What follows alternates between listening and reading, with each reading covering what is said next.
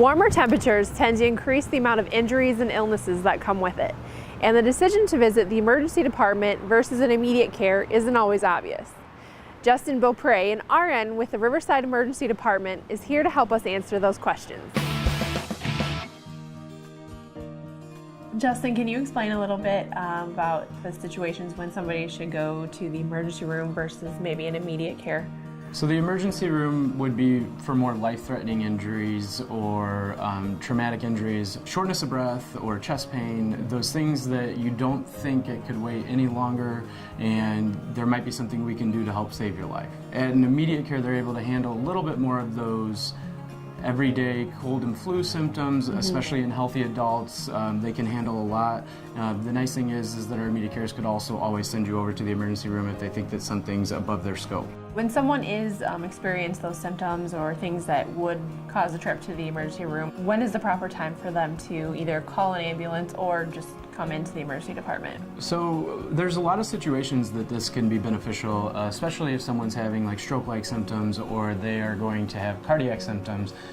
If you're starting a heart attack patient in the field, we're able to get units heading to the hospital to be able to take care of these patients a lot faster because our paramedics at Riverside and the community are very good at identifying problems very early. They give us a head start and we get your care expedited, rolling much faster, which in the long run it gives better prognosis to our patients. Can you kind of go into what are a few of those cardiac symptoms that maybe someone should be looking at? So the most common symptoms that we see with a patient having a heart attack would be chest pain, shortness of breath, breaking out into a sweat, not after you're running a marathon, but just sitting there eating, maybe you're going to break out into a sweat.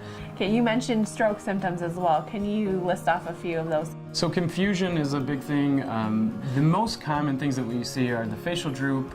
Normally it's off to one side. You might feel a little bit weaker on one side versus the other.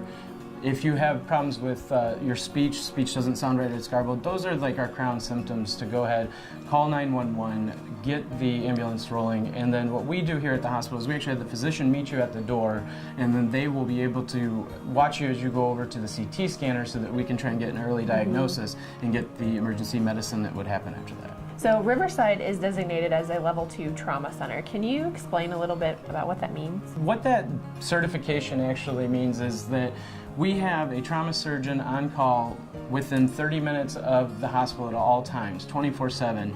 It also means that one of our nurses on staff is a trauma nurse specialist at all times.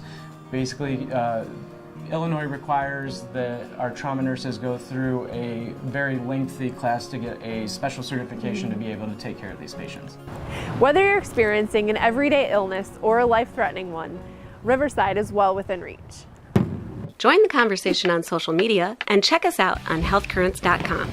And remember, stay healthy, stay current, and stay tuned to Health Currents from Riverside.